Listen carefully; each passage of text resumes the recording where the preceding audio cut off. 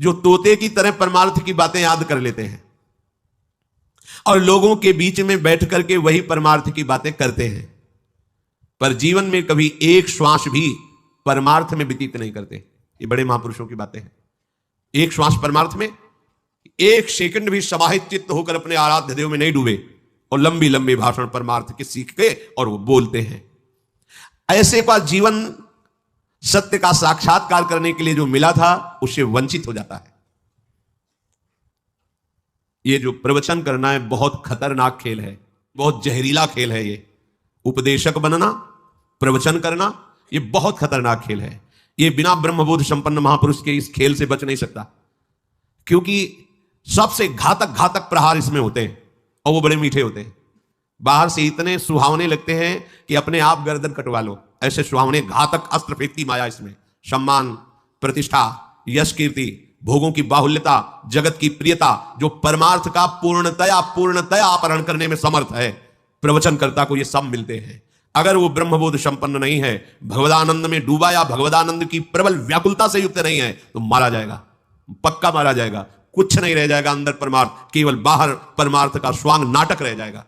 ये कोई छोटा मोटा खेल ना समझा जाए, उपदेशक बनना, प्रवचनकार बनना या आदि आदि। जब तक सब में भगवत बुद्धि नहीं है, जब तक आत्मकाम नहीं हुआ है, परमानंद में डूबा नहीं है, तब तक बहुत खतरनाक है। ये सम्मान परमार्थ को ऐसे चाट जाता है जैसे अजगर किसी को लील जाए तो बाहर कोई चिन्ह भी नहीं बचेगा। ऐसे ही सम्मानम कल्याति घोर गलम, ये महाविषधर सर्प की तरह सम्मान लील जाता है। तो सत्य का साक्षात्कार करने वाले उपासक को जब तक सत्य का साक्षात्कार ना हो जाए तो सारा श्रम परिश्रम केवल भजन में लगाना चाहिए, उपदेशक नहीं बनना चाहिए। बना नहीं जाता है, यंत्रवत वो कराने लगते हैं। जब तक हम कुछ बनेंगे तो बिगड़ने के चांस हैं, और जब यंत्रवत होता है तो हरि के हाथ में होता है, हरि के हाथ से वो चलता है, फिर कोई परेशानी नहीं होती।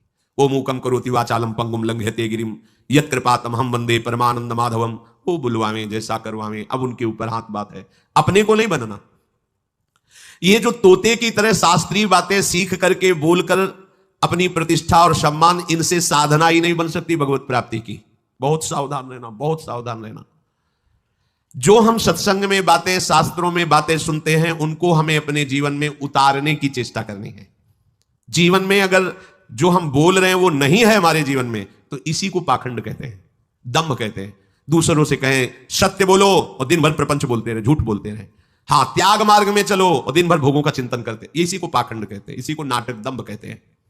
यदि आप इसी जन्म में भगवत प्राप्ति करना चाहते हैं तो गुरु प्रदत्त साधन में महान आदर बुद्धि होनी चाहिए। चलते फिरते, खाते पीते, हर समय इसी महान साधन में आपकी बुद्धि लगनी चाहिए। मन ही मन, बार बार जो मन विचारों के प्रवाह दे रहा है उसमें गुरु प्रदत्त साधन को लगाइए। बार बार मन को राधा राधा, बार बार पद चिंतन, बार बार सेवा भावना का चिंतन।